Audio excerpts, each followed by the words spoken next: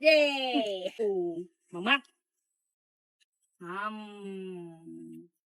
Rong môi nó chắc này lưỡi chừng. Tôi nói đây mở chị từ đây trơn. Không té. Anh thêm có cái mặt rồi, kim mặt rồi. Thì phải đái rồi. Nó pi chộp nia nè. Mở mắt đi. Nè, mở mắt đi này. Ồ lá mẹ ngay. Mở cái chốc xong rồi thằng chết. Mai mở mắt. Mở mắt đi, mình đã đầy pi đầy bay đừng mấy nhỉ. Sao mới cho tao mở mắt. Lạnh nhồng. Cũng chàng. Ui, Chắc ban lá nữa này. Hoặc rồi.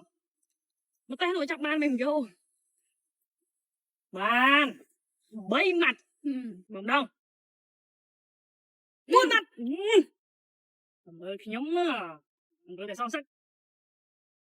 Mấy má tao mắt đấy. Buôn.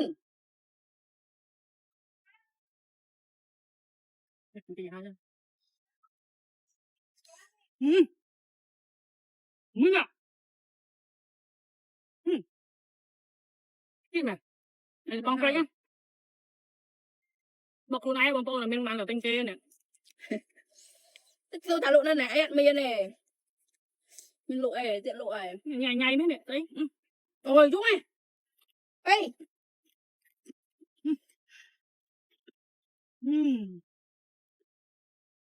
Bậy ơi. À, bầy một con nhắc cho mất chứ đọc bầy này.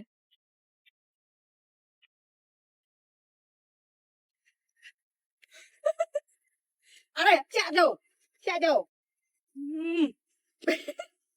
Bậy mặt. Bớt, nghe vào đâu. Tìm mặt. Tìm mặt em ấy. Bậy. Cái nào. Làm mặt cho con.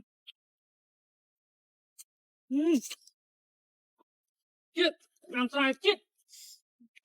Mặt. Mũi mặt. Này, mở mặt. À đây. Đại mày đừng lo muôn. Chạy với nhau sao mà kia, mở mặt. Ê, mở mắt. Lạc co lắp lắm ấy.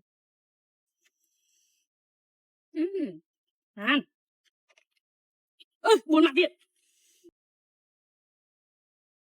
Ôi.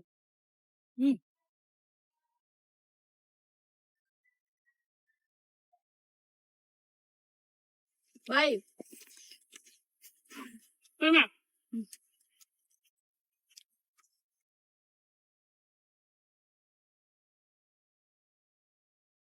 Bậy. Điểm không?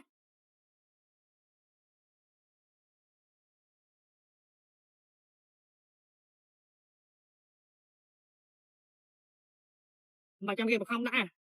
Đặt luôn ai tầm nô mở nè.